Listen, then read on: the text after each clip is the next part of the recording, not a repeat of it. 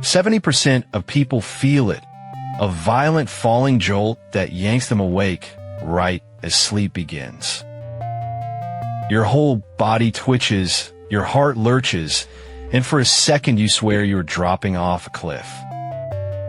Then you're awake in bed, safe, confused, and no closer to knowing why. Scientists have a name for it. They call it the hypnic jerk. And after decades of study, they still can't fully agree on why it happens. Here is what is known. As you drift towards sleep, your body starts shutting down. Your muscles loosen. Your breathing slows. Your brain begins releasing you from the waking world. But the shutdown doesn't always happen smoothly. Sometimes one part of your brain slips into sleep faster than the rest. And in that gap, a single electric spasm fires down through your muscles. Your legs kick. Your arms flinch. You gasp. Often it comes wrapped in a dream image of stepping off a curb or falling. So why does a sleeping brain invent a fall? That question opens a stranger door. Consider what your body does in those first seconds of sleep. Your muscles go slack all at once. Your grip on the world loosens. To a very old part of your brain, that sudden looseness can read as one thing. Danger. A slip. A drop from a branch. One popular idea says this is a leftover reflex from our tree-sleeping ancestors.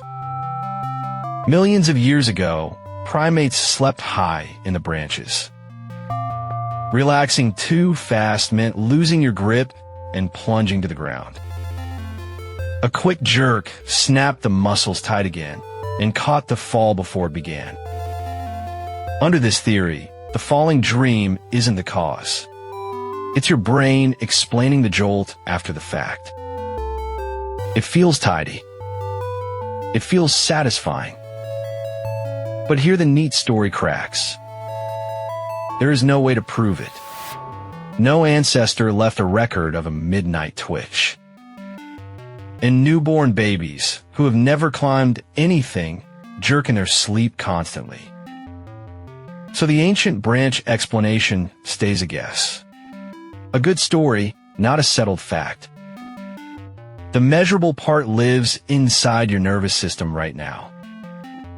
When you're awake, your brainstem holds your muscles in a kind of gentle tension. Signals flow steadily, keeping tone in your arms and legs. As sleep arrives, that flow is supposed to fade in perfect time with your fading awareness.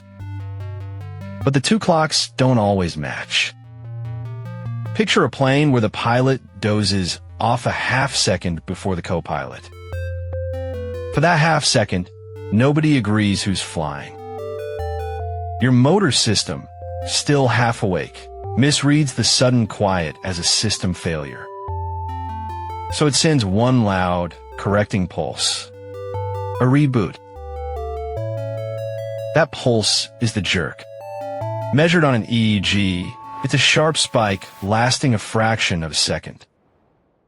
Here is the core of it, the part researchers do agree on. The hypnic jerk is not a malfunction. It's a boundary event. It marks the exact seam between waking and sleeping, a place your brain crosses every single night. Most nights the crossing is silent and you never notice. But on the nights the two systems fall out of sync, you get to feel the seam tear. That's why you jolt. You are for one instant awake and asleep at the same time. And certain things make that seem more ragged. Caffeine late in the day. Hard exercise close to bedtime.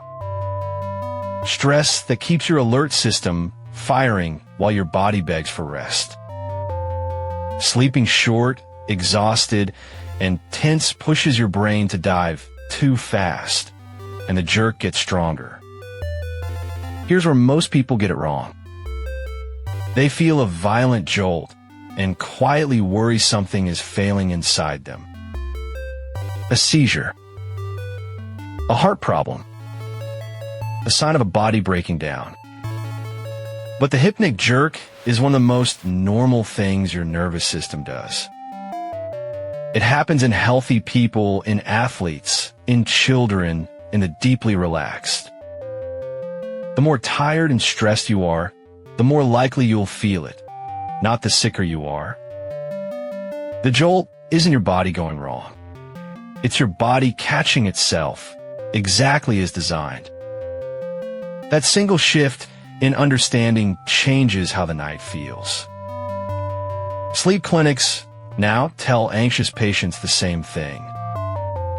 The fix is rarely medicine. It's slowing the descent. Dim the lights early. Cut the late coffee. Let your body ease towards sleep instead of crashing into it. When the two clocks fall back into rhythm, the jerks quietly fade. People who once dreaded bedtime start crossing that seam smoothly again. And the falling dream, the curb, the misstep, the drop becomes almost a comfort. Proof that you're finally letting go. So you jerk awake because sleep arrives in pieces, not all at once. Your muscles surrender before your guard does, and something old in you flinches at the fall. Whether that flinch is truly an echo of ancestors in the trees, no one can say for certain. The brainstem timing is measured. The tree story is only a beautiful guess. What stays unknown is why the timing slips on this night, and not that one.